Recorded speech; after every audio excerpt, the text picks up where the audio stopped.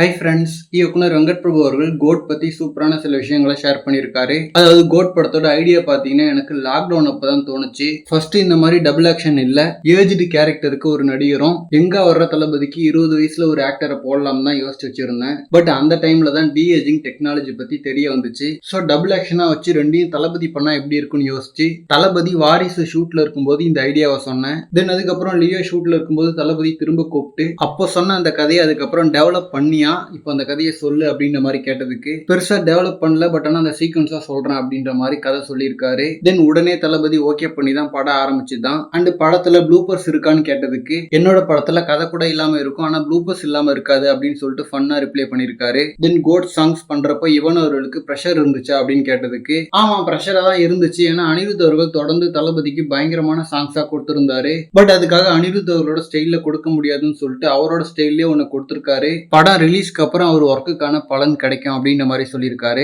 அதாவது சாங்ஸுக்கு இப்ப பெருசா ரெஸ்பான்ஸ் இல்லைன்றது அவருக்குமே தெரியும். ஸோ அதனால ஆஃப்டர் ரிலீஸ்க்கு அப்புறம் இவனோட ஒர்க்குக்கு பலன் கிடைக்கும்னு சொல்லியிருக்காரு. அண்ட் கோட் படத்துல தளபதியோட பெர்ஃபார்மன்ஸ் தனியா பேசப்படும். ஆல்ரெடி நிறைய படங்கள்ல தளபதியோட ஆக்டிங்க பயங்கரமா பார்த்திருக்கோம். ரீசெண்டா லியோவில் கூட சூப்பரா இருந்துச்சு. ஸோ அதே மாதிரி கோட்லயும் பெர்ஃபார்மன்ஸ் வைஸா பயங்கரமா பண்ணியிருக்காரு. நீங்க வெயிட் பண்ணி படம் பார்த்துட்டு சொல்லுங்க அப்படின்ற மாதிரி சொல்லியிருக்காரு. அண்ட் இதுல தான் வெங்கட் பிரபு அவர்கள் கோட் பத்தி மலேசியா இன்டர்வியூல ஷேர் பண்ண விஷயங்கள். அண்ட் நாளைக்கு பாத்தீங்கன்னா கோட் படக்குழு பத்திரிகையாளர்களை திரும்பவும் சந்திக்கிறாங்க.